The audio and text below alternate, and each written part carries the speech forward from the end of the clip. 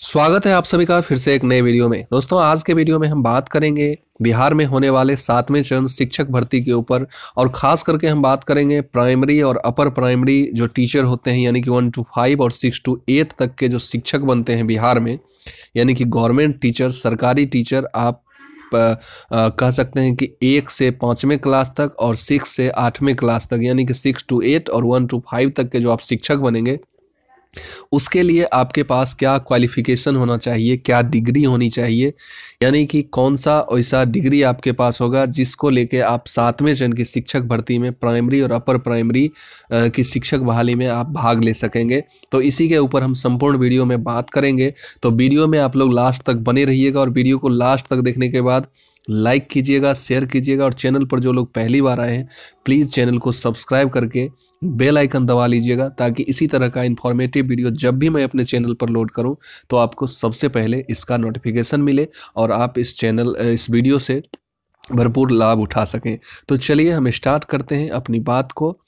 और सबसे पहले आपको यहाँ दिख रहा होगा, मैं बात करूंगा अपर प्राइमरी टीचर की, जो कि आप सभी को पता है कि 6 to 8 तक के जो टीचर होते हैं वो अपर प्राइमरी टीचर के तहत आते हैं। तो इसके अगर क्वालिफ़िकेशन की बात करूं तो इसके तहत आपको जो है ग्रेजुएशन पास करना होगा। फिर अलग अलग क्राइटेरिया आती है, सब्जेक्ट कॉम्बिनेशन की भी बात आती है, लेकिन मेन हम बात करेंगे जो क्या क्वालिफिकेशन, मतलब क्या डिग्री होनी चाहिए। तो उसके लिए आपको सिर्फ ग्रेजुएशन होना चाहिए। फिर विषय का महत्व, अलग अलग विषय का अलग अलग महत्व होता है। उसके लिए आप कमेंट जरूर कीजिएगा कि अलग अलग विषय का कैसे अलग अलग टीचर बनते हैं। उसके ऊपर भी मैं वीडियो आपको ज़रूर प्रोवाइड करवाऊंगा, तो कमेंट अवश्य कीजिएगा। तो मैं अगर सीधी तौर पे बात करूं तो अपर प्राइमरी के लिए आपको ग्रेजुएशन होना चाहिए 50% मार्क्स के साथ, ठीक है। और ग्रेजुएशन और प्लस जो है ग्रेजुएशन के साथ साथ आप अगर बीएड या डीएलएड, कोई भी डिग्री आपके पास है, बीएड या डीएलएड, तो ठीक है। ये होना चाहिए दूसरी डिग्री, बीएड या डीएलएड। और तीसरी डिग्री की बात करूं तो सीटेट जो होता है, 2 प्रकार के पेपर होते हैं। एक आपका पेपर 1 होता है और एक पेपर 2 होता है। पेपर 2 जो होता है वो मूल रूप से अपर प्राइमरी टीचर के लिए, यानी कि 6 to 8 तक के टीचर के लिए ही होता है। तो सीटेट का या टेट का, यानी कि टेट कहने का मतलब अगर बिहार का अपना टेट अगर होता है तो वो हो गया। तो बीटेट भी पेपर 1 पेपर 2 करके ऑर्गेनाइज करती है बिहार सरकार, और सीटेट तो पेपर 1 पेपर 2 होता ही है। तो इस प्रकार से हम कह सकते हैं कि अपर प्राइमरी टीचर में भाग लेने के लिए आपके पास ग्रेजुएशन के साथ साथ बीएड या डीएलएड होना चाहिए, बीएड या डीएलएड।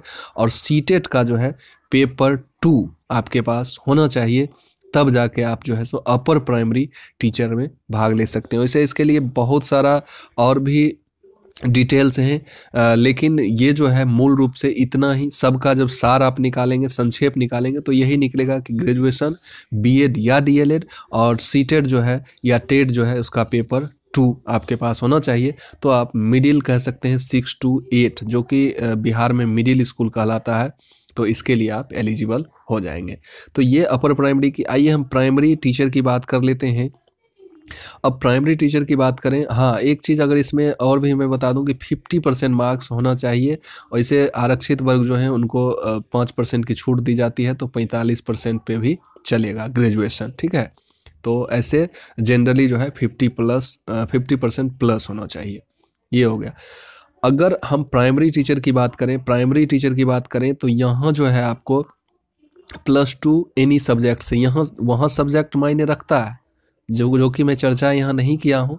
अलग अलग सब्जेक्ट, जैसे सोशल साइंस के ही आप अगर टीचर बनेंगे तो ग्रेजुएशन में आपके हिस्ट्री, ज्योग्राफी, पॉलिटी, इकोनॉमिक्स, इन 4 में से कोई 2 होना चाहिए। तो ऐसे बनता है।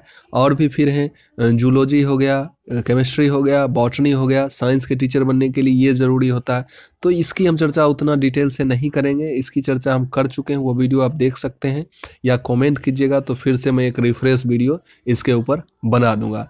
लेकिन मूल रूप से अपर प्राइमरी के लिए आपको ग्रेजुएशन, बीएड या डीएलएड और सीटेट का पेपर 2 जो है सो आपके पास होना चाहिए।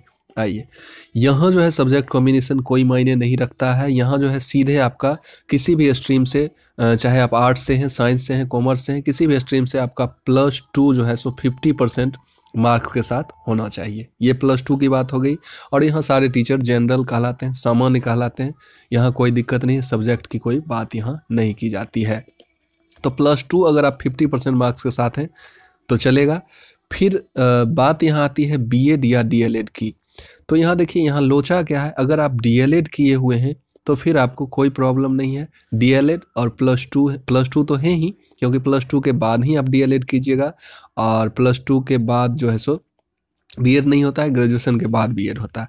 तो +2 के बाद अगर आप डीएलएड किए हैं तो फिर यहाँ जो है सीटेड जो है सो पेपर 1 अगर आप क्वालिफाई हैं तो प्राइमरी के लिए आप एलिजिबल हैं। फिर बात आती है कि +2 के बाद आपने ग्रेजुएशन किया और फिर बीएड किया, ठीक है। तो +2 के बाद ग्रेजुएशन किया तो +2 तो ऑलरेडी आपके पास है ही, फिर आपने ग्रेजुएशन किया और फिर बीएड किया तो भी आप प्राइमरी के लिए एलिजिबल हैं, और सीटेड जो है सो पेपर 1 होना ही चाहिए। ये बीएड करने वाले जो प्राइमरी में टीचर बनेंगे, इनके लिए एक बात कही गई है, एक कंडीशन रखा गया है, जिसमें जब आप प्राइमरी टीचर बन जाते हैं तो जॉब होने के 2 वर्ष के अंदर आपको एक ब्रिज कोर्स करना होता है, जो कि 6 मंथ का कोर्स होता है, और ये आपको करना होगा। तो कौन नहीं करे, क्योंकि जॉब होने के बाद तो कुछ भी सरकार करवा ले, हम करने के लिए तैयार हैं। तो यही एक ब्रिज कोर्स करना होता है बीएड वालों को। अगर वो बीएड वाले अगर प्राइमरी टीचर बन जाते हैं तो उन्हें ब्रिज कोर्स के रूप में 6 महीना समय और देना होता है। तो ये था इसका क्वालिफिकेशन। आप समझ गए होंगे कि 6 to 8 तक के टीचर बनने के लिए क्या क्वालिफिकेशन है, और प्राइमरी लेवल यानी कि 1 to 5 तक के टीचर बनने के लिए क्या क्वालिफिकेशन है। अगर बीएड वाले अगर टीचर बनते हैं तो उन्हें क्या करना होता है, कैसे ब्रिज कोर्स करना होता है, ये सारी बात आप समझ गए होंगे। तो आपकी सारी बात आप समझ गए होंगे। तो फिर मिलते हैं किसी नई वीडियो में नई एनर्जी के साथ। तब तक के लिए जय हिंद, वंदे मातरम।